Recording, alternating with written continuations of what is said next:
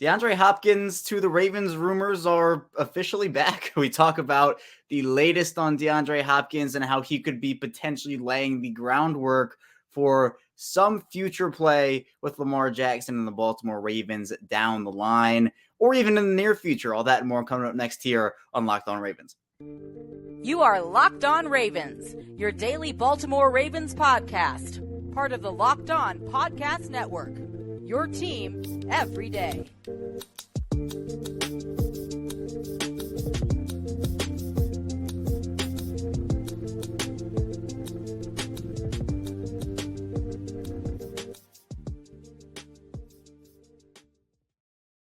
Welcome into another episode of Locked On Ravens, your daily Baltimore Ravens podcast. I'm your host, Kevin Ostreicher of Ravens Wire. We're here on the Locked On Podcast Network, your team every day. Thank you so much for being here with us today on Locked On Ravens, making us your first listen every day. We're free and available anywhere you get your podcasts, all podcasting platforms, also in YouTube on video form. So whether you are an everydayer, you listen to the show every single day, or if it's your first time in, or if you're somewhere in between, welcome in here or welcome back to the show, as we have Ravens content 5 days per week on this channel or in audio form if you're there as well. It's the same show, both audio and video. You're not missing out on anything, no matter where or how you watch/listen. So Ravens news, analysis, updates, anything Ravens, we have it here for you. If you're tired of that Lamar Jackson national narrative, the local perspective is here on Locked On Ravens. So be sure to subscribe on YouTube, like the video, and follow along in audio form wherever you get those podcasts. But here today, storylines just keep popping up for the Ravens. Obviously, it was a big day yesterday, the first day of OTAs for the Ravens,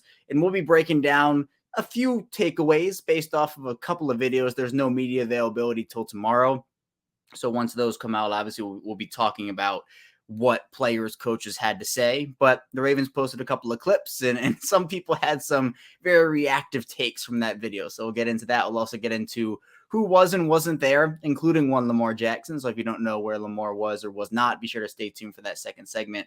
In the first segment, though, DeAndre Hopkins rumors are back. As he went on I Am Athlete, the podcast, and talked a bit about his future, and if it's not in Arizona, where would it be? And the Ravens, Lamar Jackson got brought up, as did others. Other quarterbacks did as well. But everybody loved my DeAndre Hopkins shows I did before the draft. So hopefully, everybody loves this one too. But we'll talk about how DeAndre Hopkins could potentially be laying some future groundwork for a future with the Baltimore Ravens and playing with Lamar Jackson, whether it is in the near future or down the line.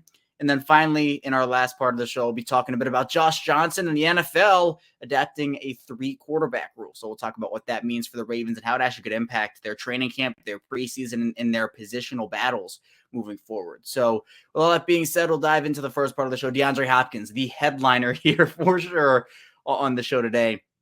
Now, again, as I just talked about, DeAndre Hopkins went on I Am Athlete and talked with Brandon Marshall and had a lot of stuff to say, but I think there was a lot of intriguing stuff with him, and his future is, I feel like it's so up in the air where you don't really know what's going to happen with him, because Arizona right now, it's just, they're a couple years away, and that's probably putting it pretty nicely. I mean, this is kind of a lost year for them, depending on when Kyler Murray comes back.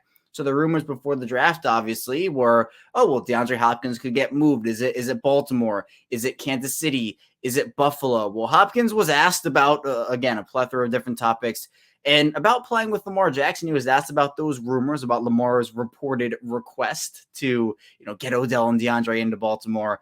And he said, quote, "I love Lamar Jackson," talked a bit about him, and then said, quote, "Obviously he's one of the greats, and I would be lying to sit here and say it wouldn't be an honor one day to play with a great guy and a great quarterback like Lamar." And said, he's been a fan of him, watched him when he was playing at Louisville against Clemson, which is DeAndre Hopkins went to Clemson. This is alma mater. So there is some connection there.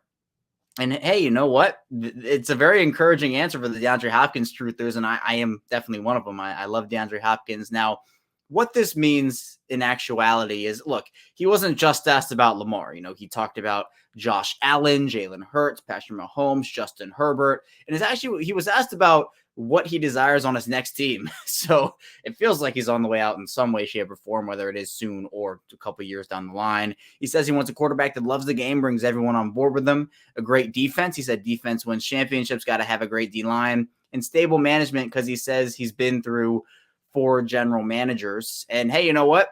That sounds like Lamar Jackson, and that sounds like the Ravens organization. So if he wants a stable organization, he wants a quarterback who has his team rallied around him and gets his guys to believe. Lamar Jackson fits that bill, as do other guys. Other guys across the league do fit that bill as well. But again, glowing remarks about Lamar and those other quarterbacks. But DeAndre Hopkins is someone who obviously would make this offense so dangerous. I wouldn't expect anything to happen this year. Honestly, this might be something where, the Odell situation, how does that play out? Is maybe next offseason, do they replace Odell with DeAndre Hopkins? Because now a little background on DeAndre Hopkins. And again, if you listen to those shows before the draft, we did talk about this if you're an everydayer and did tune into those. But DeAndre Hopkins is turning 31 in a couple days, early June. It's late May right now. So he's turning 31 soon. Has 2 years left on his contract. But the potential out, he had one this year, and there's going to be another next year. Next year feels like the right time for Arizona to move on. Just, personally for me, how it would work out in terms of the dead cap and salary cap hit and such. He would have a $19 million cap hit for a team that trades for him. It's a $19 million base salary for 2023, a $14 million base salary for 2024. Now, it doesn't make a ton of sense for Arizona to move on this year, especially, if they cut him. He has a $30 million cap hit, for Arizona. And the dead cap would be $22 million. So look, they would save in that situation about $8 or so million. But next year, that cap hit goes down to $26 million for Arizona, and there would only be $11 million in dead cap if they were to release him. So it just feels like next year would be the right year for Arizona to move on to, I guess, maximize the cap savings. If you want to go that far, I mean, they're not really, I don't think they're playing for a ton this year. So if they want to just shoulder that dead cap now, maybe they could. I'm not an expert on their cap situation right now, but it's just, I don't know. It feels like they're just not going to compete this year. I think Kyler Murray, he's not Lamar Jackson. I'll tell you that much. But I think you still can compete with him in the right situation. I just don't know if that's in Arizona. It's a new coach, new management. I don't know if Kyler Murray's even there. I think Arizona could be headed for a full-scale teardown, especially after trading out of that third spot and getting a first-round pick for next year from Houston. You have a couple of young pieces you like, but maybe you just hit the almost full reset button. In that case, a either 31 or 32-year-old wide receiver comes on the market here, and whether that's by trade or by just him getting released and Baltimore signs him, there's an opportunity there. And him saying that stuff, it does lay the groundwork. Now, again, as I've said, and I'll say it again, it was not just Lamar Jackson that DeAndre Hopkins was talking about, but the fact that the Ravens have been in on DeAndre Hopkins. Spencer Schultz, who joins me all the time here on the show, talks about this, and he's made this point where the Ravens seem to fall in love with a guy, and if they don't get him the first time, it seems like they, pursue until they go, like Yannick Ngakoue. Those rumors were they were fluctuating for a couple of years before they actually went out there and got him. OBJ was someone who, even, when he got released from Cleveland, I think there was reported interest. I don't know how real that was. I don't know if the reports are true or not, but there were rumblings that, maybe Baltimore could be a landing spot there. So you have all these rumblings with these players, and then some way or another, some of them find their way to the Ravens. And so for DeAndre Hopkins, that could be a move where, not to bring up this memory because I know it haunts a lot of Ravens fans, but back in 2019, when DeAndre Hopkins, was on the outs in Houston and got traded to Arizona, the Ravens were the team that he really could have gone to, but I think Houston didn't want to trade him in the conference, or that was the report. So they traded him to Arizona for Houston. Got absolutely fleeced in that deal, by the way. It was a second in David Johnson, I think it was. So yeah, that was that was not great. But Baltimore was so close, and it's that the almost Ravens first team, which we talk about here. Darius Slay is on that list, and it's like, look, the Ravens got Odell, and he was someone who could have been on that almost Ravens first team, but he wasn't. DeAndre Hopkins is someone who the Ravens have pursued before. They seem to really like him, and maybe this is an opportunity for them to go out there and get him. Now, again, if it comes down to a trade, it's which team offers the best trade package. What are you trading for a 31 or 32-year-old wide receiver when maybe Rashad Bateman and Zay Flowers have taken leaps? Maybe Odell Beckham Jr. has worked out and they re-sign him and avoid the dead cap charge based off the void years. So maybe there's not even a need or room for DeAndre Hopkins on this roster, but there's no doubt, there is absolutely no doubt that adding DeAndre Hopkins to this room, I mean, even if it is in with Odell and in with Rashad Bateman, in with Zay Flowers, that's a heck of a quartet where you kind of look at it and you say, who are you matching up with, especially with Mark Andrews?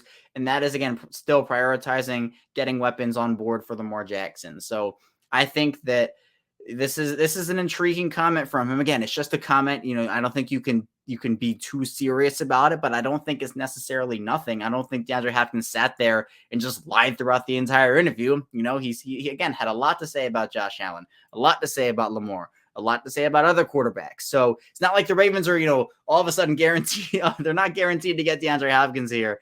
But very interesting comments from DeAndre Hopkins, as someone who I know a lot of Ravens fans, including myself, who has covered this team for enough time to say that, going through those early Lamar years with, the Seth Roberts of the world, the Sammy Watkins of the world, and even, we know this team's wide receiver problem goes back a while here outside of the Anquan Boldens, the Derek Masons, the Steve Smiths, in those signings that you wish they worked out, like a Crabtree or a Macklin or Wallace. I liked Mike Wallace personally, and those other names, Des Bryant.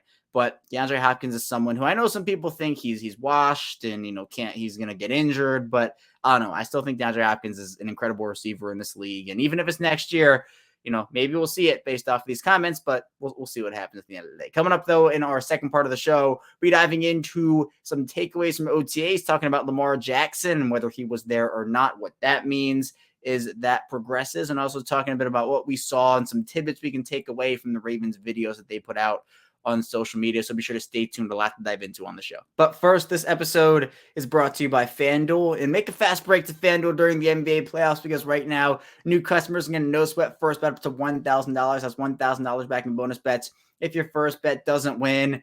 And I'm excited today. The Denver Nuggets, they sweep the Los Angeles Lakers. They head to their first ever NBA Finals. Me being a lifelong Nuggets fan, it's a surreal feeling, a surreal experience. It was, honestly, an incredible night watching that team make history. And then 4 more wins, job's not finished. But if you want to get early and betting on that Heat Celtics series, that game tonight, if you're betting on Jimmy Butler sweeping the Celtics or betting on Jason Tatum to give the Celtics a game, be sure to do it over at FanDuel. They have great promotions every day. Safe and secure app, and you can get paid instantly. There's no better place to bet all the playoff action than America's #1 sportsbook. Visit FanDuel.com/lockedon to get a no sweat first bet up to $1,000. That's FanDuel.com/lockedon. FanDuel, official sports betting partner of the NBA. We're back here, our second segment of Locked On Ravens. Kevin Oestreicher still here with you, talking Ravens football. And I'll spare you the Nuggets talk. I will. They again advance to the NBA Finals. But this show's about the Ravens. It's about the Ravens. So we'll get into OTA talk. The first day of OTAs was yesterday, May 22nd. And again, there's been a lot made about Lamar Jackson. Will Lamar Jackson be there? It's been, all these storylines, all these headlines, and all the questions really about, is Lamar going to be there? He was reportedly not there first day of OTAs. Now, that doesn't mean he's not going to be there for the remainder. There are plenty of opportunities. Again, OTAs pick back up on Wednesday, Thursday as well, May 24, 25. So there are opportunities. Again, reports came out that he's going to be there this week. That doesn't necessarily mean that he's going to be there on the first day.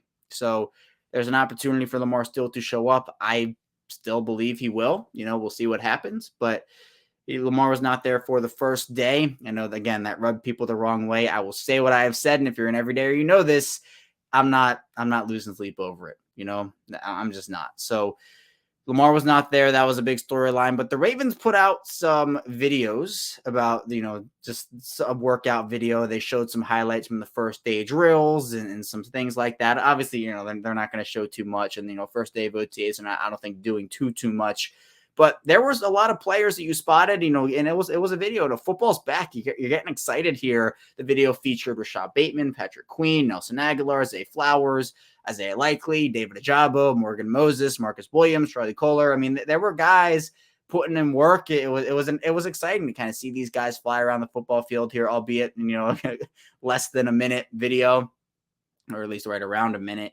But some of the things, and people, I think the biggest takeaway, there was excitement, but then the biggest thing was the highlight for Isaiah Likely was him catching a deep pass, it looked like, over David Ojabo, and Ojabo wasn't really in the vicinity. He was more so chasing, and everyone's like, oh my, David Ojabo on Isaiah Likely. What are you doing? And it almost reminds me back.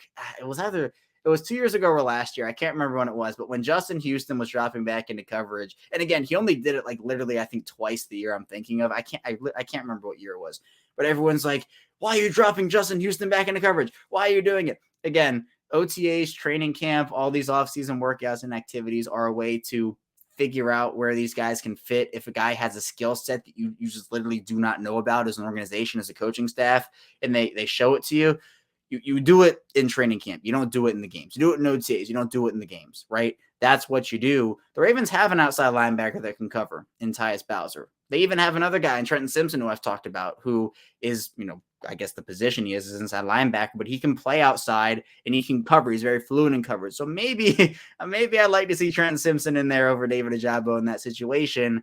But again, I'm not putting stock into this video where I'm saying we're going to see David Ojabo drop back into coverage for 100 snaps this year. I don't think we're going to see that. But Rashad Bateman, in the limited time that we saw him on the video, looked explosive in some of the drills. Zay Flowers looked explosive too. He seemed like someone, and we know the route running. We've seen it. But, you kind of see Marcus Williams, Patrick Queen flying around the field as well. So that was really nice to see. But a big part of this was Bateman's just overall presence on the field, because obviously Bateman ended up having that season-ending foot surgery that ended his year prematurely, but he was back on the field for the first day of OTAs, which was incredible, honestly, to see him back on the field. I think is a sight for sore eyes for many different Ravens fans, and getting him back on the field is huge, especially because of what he can bring as, what I think is the number 2 wide receiver on this team. And even if he has a great year, I think people kind of mention Odell as like the de facto number 1 guy because he's the veteran, he has the experience. And look, I think he's earned that, right? But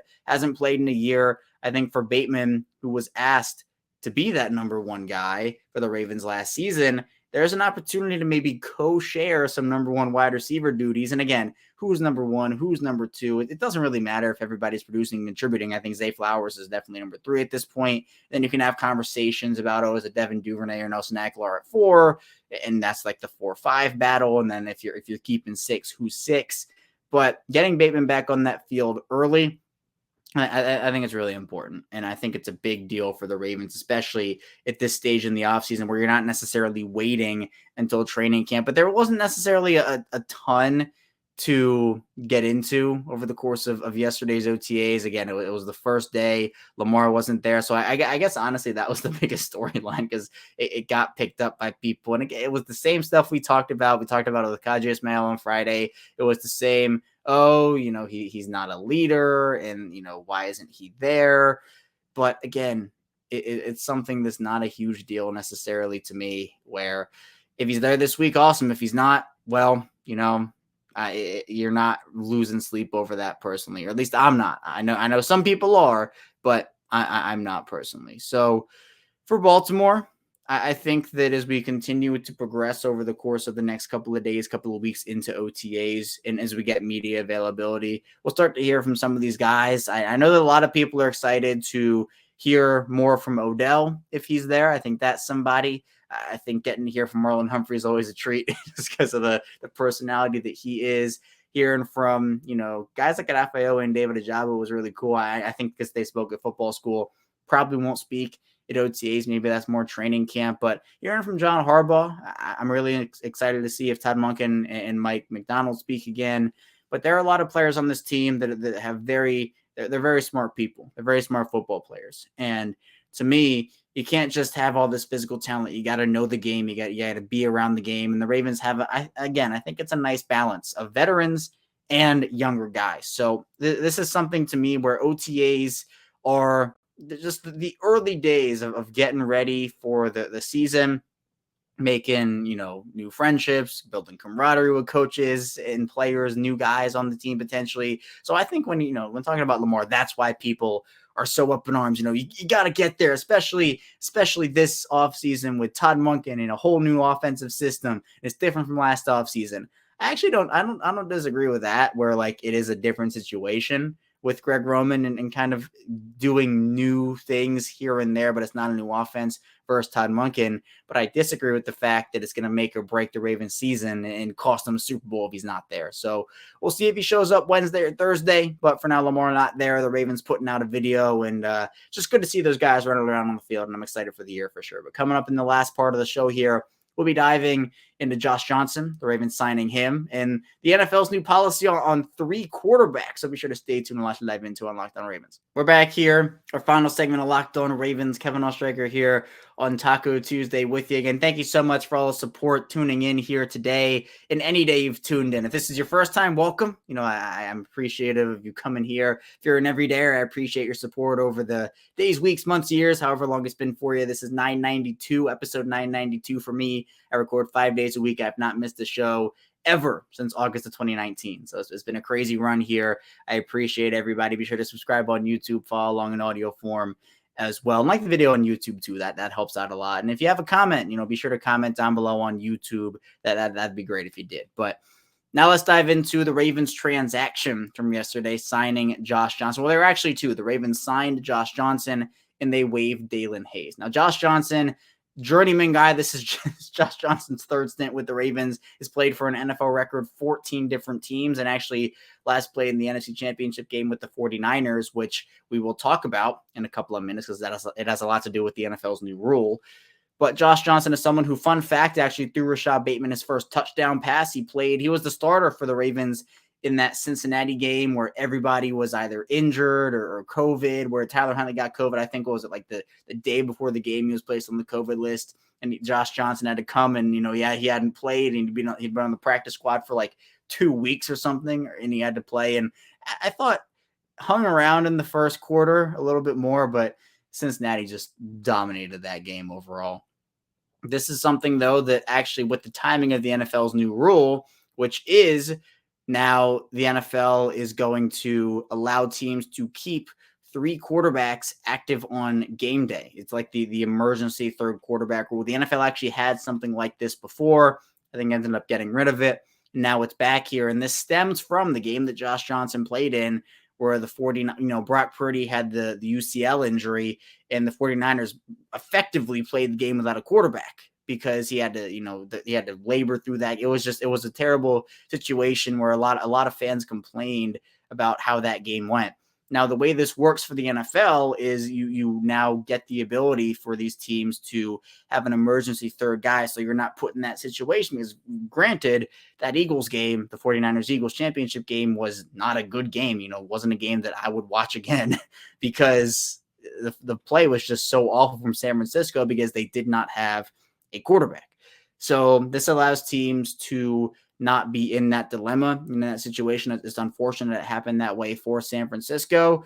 But, remember the story John Harbaugh told after it was far after, but that Cleveland game, Lamar Jackson comes back, the toilet games, the cramps game, and, Trace McSorley gets injured, and Lamar is like, oh, Lamar's already out.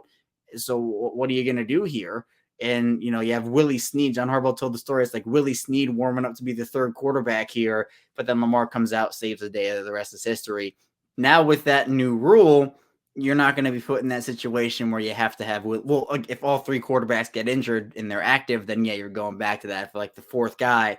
But now you can have 3 quarterbacks active and it's not going to count against your game day roster where usually you have 46 players. It can be expanded now to 47 if that extra player is a quarterback. And actually, a wrinkle in this whole thing is, according to Field Yates, is part of the rule the 3rd quarterback must be on the team's 53-man roster and is not allowed to play unless there is an injury. So you can't bench 2 quarterbacks for, like they play terribly. You can't bench the 2 guys for the emergency 3rd one. There have to be actual injuries. So again, I guess if you want to look at workarounds for that, like you could say, not that the Ravens would ever bench Lamar, but unless it's like very late in the 4th quarter and after the Ravens are up big or down big.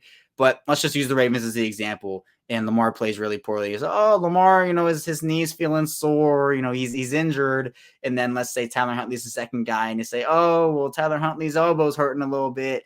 But really, it's like they could go out there and play. I'm sure there'll be some workarounds. The NFL might have to iron that out. But You can't have the guy be on the practice squad and then be called up. At least my understanding of the rule, maybe it is different, but my understanding of the rules, you can't have the guy on the practice squad, have him be a call up and then play. The guy has to be on the 53-man roster. So that actually it is significant for the Ravens because all my roster projections for Baltimore have been with two quarterbacks. It's been Lamar Jackson. It's been Tyler Huntley. With this third quarterback, and I think the reason the Ravens went out there and made this move for Josh Johnson, one, I just think, he's a veteran guy. It's a low-risk move. It's not, you're not signing to a Lamar Jackson type deal here. You have the experience in the organization if you're Josh Johnson. You've played with these guys before, or at least some of them. So it's not like a terrible move or anything. But I think what this gives you is now a third quarterback competition, because I think the Ravens will want to have this and take advantage of this rule.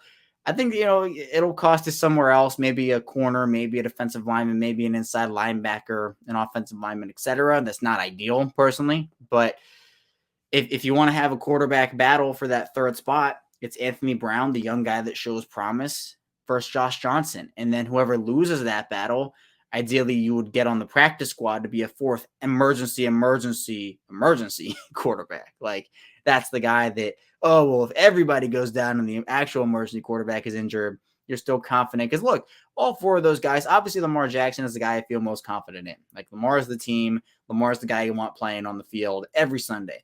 But if something happens to Lamar, it's Tyler Huntley is the next guy. If Tyler Huntley can't do it, it's either Anthony Brown or Josh Johnson. And out of all of those guys, like, I would feel, I don't know if confidence is the right word. I would feel okay. Like, I wouldn't feel like the world is ending. Like, obviously, if Lamar's not in there, it's a huge issue, and the ceiling and the floor of the Ravens go way, way, way, way, way, way, way down. There's no question about it. But I don't think those guys are the worst backups in the league. Like, you kind of look around the league and you're saying, I don't know if I'd want this guy as a backup. I think the Ravens want to go out there, get guys to fit their system. I think Josh Johnson has shown that. And I think even with the switch up from Greg Roman to Todd Monken, Josh Johnson can play in that system. So, again, not a move that is one. It's going to the Ravens sign Josh Johnson, then win the Super Bowl. That's not that type of move, unfortunately, but a low-risk move that could pay dividends if they really need it to. And then the Dalen Hayes getting released. Honestly, I didn't know the status of Dalen Hayes for a while because, apparently they waived him being injured, but he was on the team on injured reserve. I didn't think he was, but he wasn't listed on the roster. So the whole Dalen Hayes situation was weird. It's an unfortunate situation. Hayes obviously grew up a Ravens fan. The whole story of him coming out of Notre Dame in the 5th round showed some promise and potential that Detroit Lions game, but just really he could never stay healthy. He could never stay healthy. Didn't show enough in his very brief time on the field. And at this point, we look at the outside linebacker room. We have talked about this before. We've talked about it very recently, where what do you do there? I think they need to bring in somebody else. Obviously, Dalen Hayes wasn't going to be the answer for them. It's unfortunate the way it ended for him, but it just wasn't going to be the answer for Baltimore. So is it Justin Houston? Is it Jadeveon Clowney, Yannick Ngakoue, Leonard Floyd? There are options for Baltimore there, but Dalen Hayes, Ravens tenure, it ends as Baltimore lets go of him, but Josh Johnson comes in. So they add somebody and they let go of somebody. But that's all I have here today on Locked On Ravens. Thank you so much for tuning in today. Be sure to like the video, subscribe to the channel on YouTube, follow along in audio form. We get back here tomorrow. More Ravens talk right here. So be sure to stay tuned for that, and I'll see you right back here tomorrow.